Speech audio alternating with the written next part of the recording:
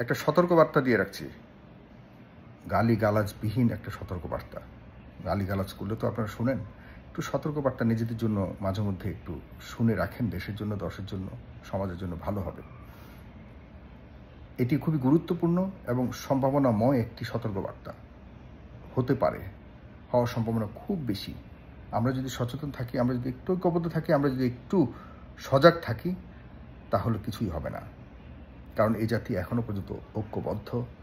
আমরা দেখিয়েছি 24-এ এবং এই পর্যন্ত, এখন পর্যন্ত, আজকে পর্যন্ত, সেপ্টেম্বরের 20 তারিখ পর্যন্ত আমরা বলতে পারি আমরা ঐক্যবদ্ধ আছি এখনো। আমাদের এই ঐক্যবদ্ধ অবস্থাকে বিনষ্ট করবার জন্য বহু উপায় অবলম্বন করা হয়েছে এ পর্যন্ত, কোনো উপায় কাজে আসেনি।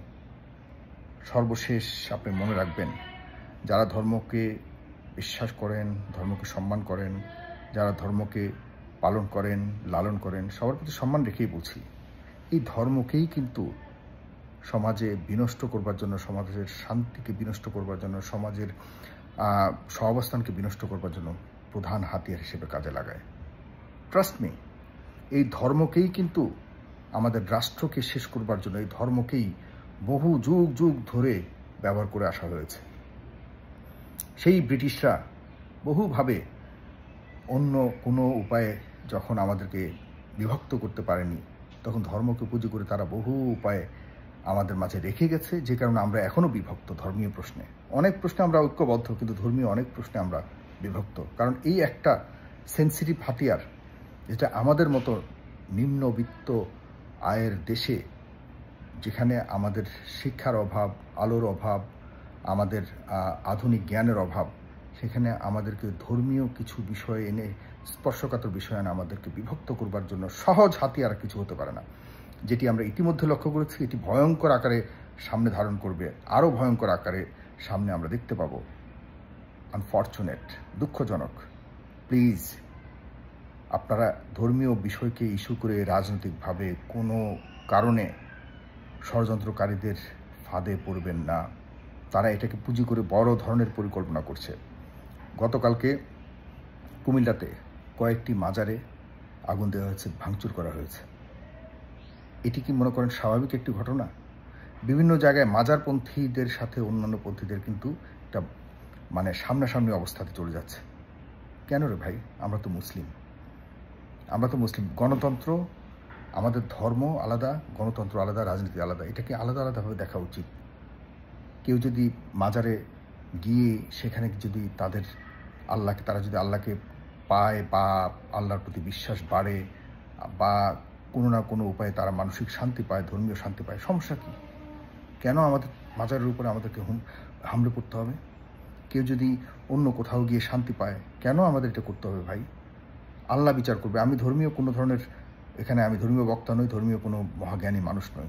তবে এই ধর্মীয় এই বিষয়গুলিকে নিয়ে যে রাজনীতি করছে, রাজনীতি তো আসলে ওই যে আপনারা যেটা বলেন যে রাজনৈতিক, ধর্ম নিয়ে রাজনীতি করছে, বিভিন্ন ধরনের ধর্মীয় রাজনৈতিক দল, এইসব, এরা কিন্তু ধর্ম নিয়ে রাজনীতি করে না। ধর্মকে নিয়ে রাজনীতি বা ধর্ম নিয়ে রাজনীতি করে আমাদের ভিতরে যে অনৈক্য তৈরি করা, ধর্মকে পুঁজি করে যে একটা জাতিকে শেষ করে দেওয়া, ওইগুলোর বলে ধর্ম নিয়ে রাজনীতি। যেটা মোদি করতেছে, ধর্মকে পুঁজি করে সে পুরো মুসলিম জাতিকে এখান থেকে শেষ করে দিতে চাচ্ছে। যেটা ইসরায়েল করছে, ধর্মকে পুঁজি করে তারা দেখা যাচ্ছে যে ওইখানেও সুন্নি শিয়াকে ভিতরে ঢুকিয়ে দেখা যাচ্ছে যে বিভক্ত করে, এখন দেখা যাচ্ছে যে সুন্নি জাতিকে সেখান থেকে নির্বংশ করে দিচ্ছে। এগুলিকে বলে ধর্ম নিয়ে রাজনীতি। যাই হোক, আমি যেটা বলতে যাচ্ছি, সামনে দুর্গাপূজা আসছে। এই দুর্গাপূজাকে কেন্দ্র করে বিভিন্ন ধরনের পরিকল্পনা চলছে, ষড়যন্ত্র চলছে। সেই ষড়যন্ত্রের ফাঁদে যদি আমরা পা দেই, আমাদের নিস্তার নাই।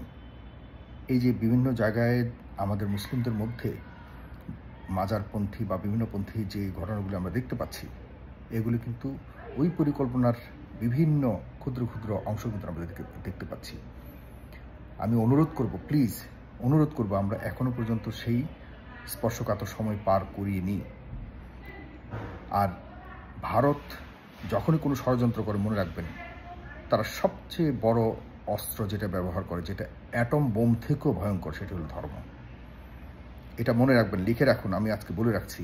তারা সর্বপ্রথম মুসলিমদের বিরুদ্ধে, ইসরায়েল এবং ভারত, বিশেষ করে হিন্দুদের কথা আমি বলবো না, আমি হিন্দু ধর্মে যারা অবলম্বন তারা ডেফিনেটলি আমরা যেরকম আল্লাহকে বিশ্বাস করি তারাও তাদের ভগবানকে বিশ্বাস করবে, আর তাদের ঈশ্বরকে বিশ্বাস করে, তাদের সৃষ্টিকর্তাকে, সেটা বিশ্বাস থাকতে হবে, তাদের প্রতি সম্মান রেখে বলছি। তারাও জানে না যে এই মোদি রাজনৈতিক কারণে, তার হীনমন্যতার কারণে, তার ব্যাকওয়ার্ডনেস চিন্তাভাবনার কারণে, তার চরমপন্থা, ধর্মীয় চরমপন্থা চিন্তাভাবনার কারণে সব কিছুকে রাজনৈতিকভাবে সে ব্যবহার করার জন্য সে একজন বদ্ধ উন্মাদ হয়ে গেছে। সারা বিশ্ব এখন যেটা বুঝতে পেরেছে, যে কারণে সারা বিশ্বের বিভিন্ন প্রান্ত থেকে আস্তে আস্তে কিন্তু এই মোদির এইসব কুচক্রকে বুঝতে পেরেছে, এবং পাশাপাশি দেখা যাচ্ছে যে হিন্দু ধর্মের প্রতিও মানুষের একটা অন্যরকম নেতিবাচক ধারণা জন্মাচ্ছে। এটা শুধুমাত্র মোদির কারণে। হিন্দুদের সেটা দায়িত্ব, হিন্দুদেরকে বুঝতে হবে, সেই দিকে আমি যাচ্ছি না।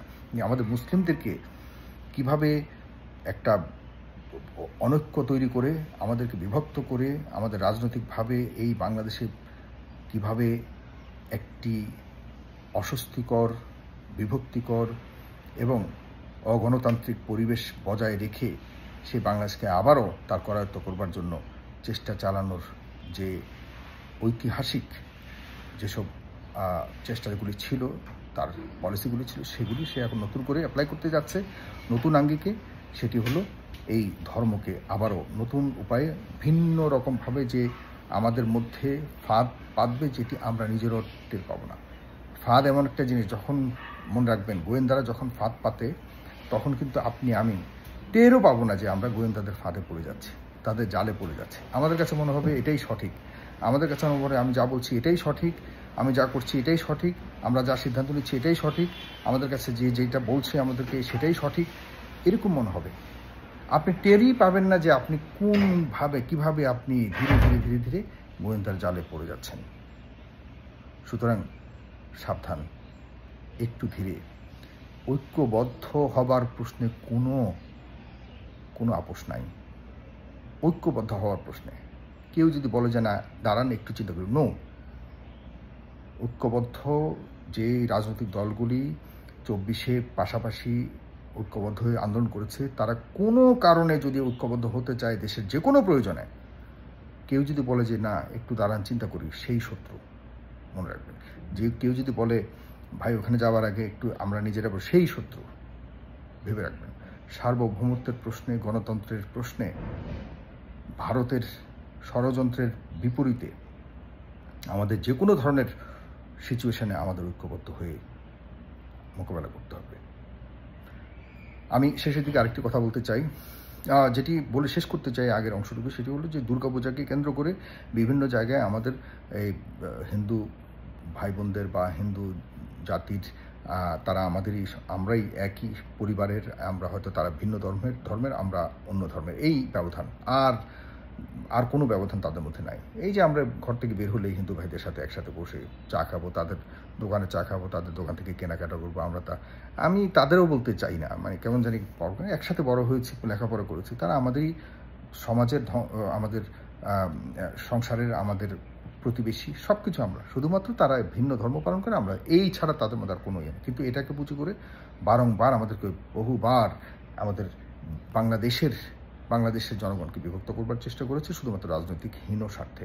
আমরা বুঝে গেছি, সুতরাং সাবধান।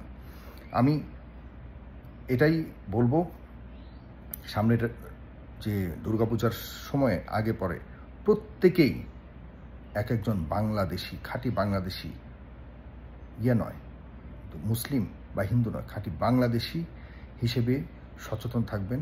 কোনো না কোনো কারণে যদি কেউ কোথাও কোনো ধরনের কুচক্র করতে চায়, পরিকল্পনা করে আমাদেরকে ধর্মীয় কোনো নতুন সংকটে ফেলতে চায়, সাথে সাথে ধরে ফেলবেন, এই প্রশ্নে আমাদের কোনো আপোষ নেই। আমরা কোনো ধর্মীয় উস্কানিতে পা দিব না। কেউ যদি কোথাও আমাদের ধর্মের, আমাদের মুহাম্মদ সাল্লাল্লাহু আলাইহি ওয়াসাল্লাম নিয়ে আমাদের মুরব্বীরা আছেন, কি করা উচিত তাদের সাথে সলা পরামর্শ করে আমরা ব্যবস্থা নিব। কেউ কোথাও গিয়ে আগুন দেওয়া, এসে এগুলি একদম করবেন না প্লিজ। সবার অনুভূতি, আমাদের আল্লাহ, আমাদের মুহাম্মদ সাল্লাল্লাহু আলাইহি ওয়াসাল্লামের প্রতি আমাদের সবার অগাধ ভালোবাসা, বিশ্বাস আছে।